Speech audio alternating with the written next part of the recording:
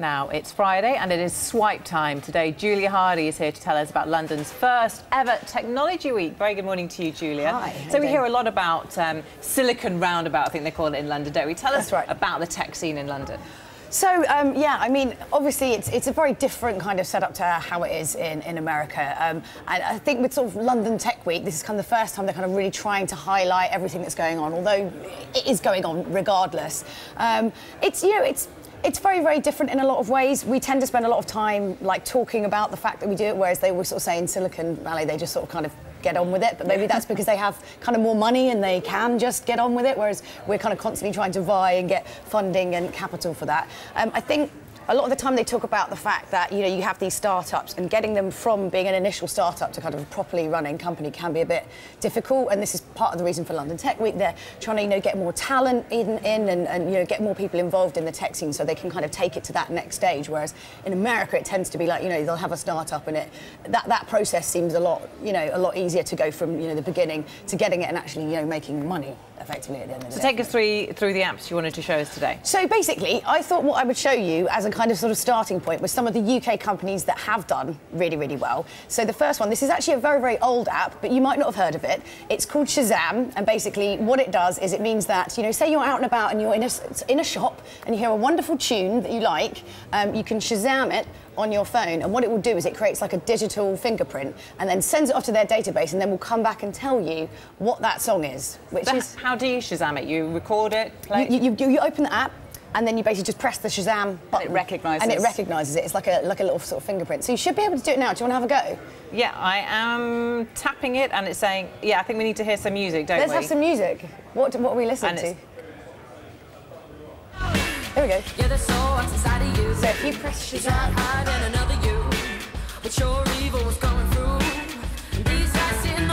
right, saying we couldn't find it this time. Let's give it another go. Oh, here we go. Yeah, there we go. There we go. Henderson. There we go. It does work. So yeah, it's really interesting. And then there's a lot of additional information you can have from that. So they actually sell an awful lot of music through that particular app, which is quite nice, and it's a good way to explore and find new music as well, which is yeah, it's pretty cool, I think.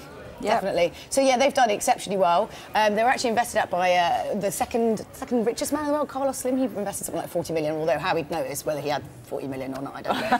Okay, and another one you've got, a favourite with the kids. Most parents know about this one, and this is Moshing. Big game. So, okay, this is Michael Acton Smith. It's his company called Mind Candy, and he originally started this game, which isn't this particular one we're seeing right now, but the original one was called Moshi Monsters. So it was like an online game where kids could go, it's kind of for like 6 to 12-year-olds.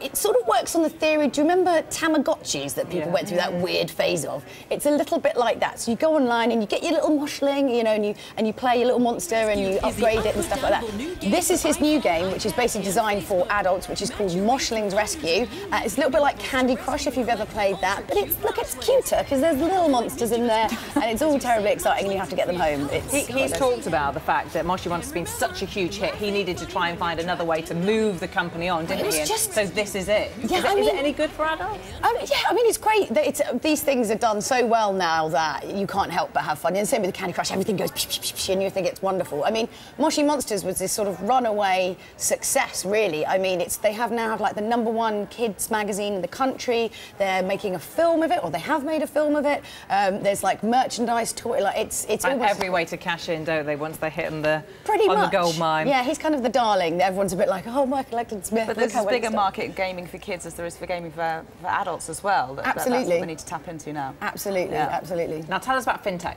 It's basically a sort of anti-bank app in some ways. Richard Branson's actually put money into this as well. And what it is, you know, when you transfer money online, a lot of the times the bank will say, oh, we're not charging you any money, but actually they sort of fudge the kind of the rate so that they do actually make money out of it. And basically what this is I think if you use TransferWise, it's around about sort of like 0.5% of what you're sending. I think it's 0.5% will actually get taken. So it's an awful lot less money. I think they've now at the point where they've transferred over $1 billion, and it's something like they've saved people 45 million in total in charges that they would have had through, you know, changing transfer. So do you have to bank with this particular company? No, you bank with whoever, and then just the app is applicable to it. Yeah, basically. So it just simplifies it, basically. Yeah.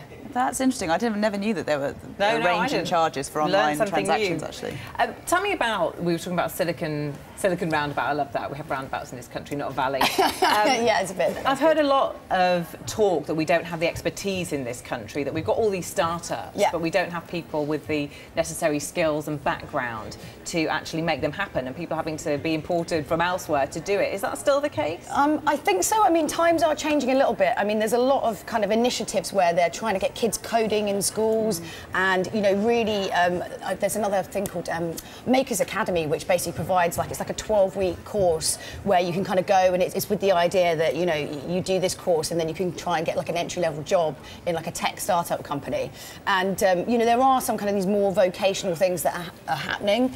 It's just kind of a bit slow. We sort of just need to kind of push it. But that's kind of what London Tech Week's all about. It's about highlighting that, hopefully getting some other people interested and wanting to, get kids passionate about it as well. From a younger age. Exactly. So from students from 16 as opposed to just entrepreneurs who already have younger than something that. established. I mean, coding is something you can teach the basics of from a very, very young age. So imagine if you've been learning that. Imagine the 10,000 hour rule, right? To be the master of anything, you've got to do it for 10,000 hours. You could do that. I'm going to start with my kids right now. 15 months, do you think that's too young? Maybe. No. I don't know. I mean, if they can work on iPads, probably. I don't know. Julia, thanks very much for taking us through all of that. Well, there's more tech news and features this evening here on Sky News. That's in our weekly technology programme, Swipe, at 7:45 and 8:45.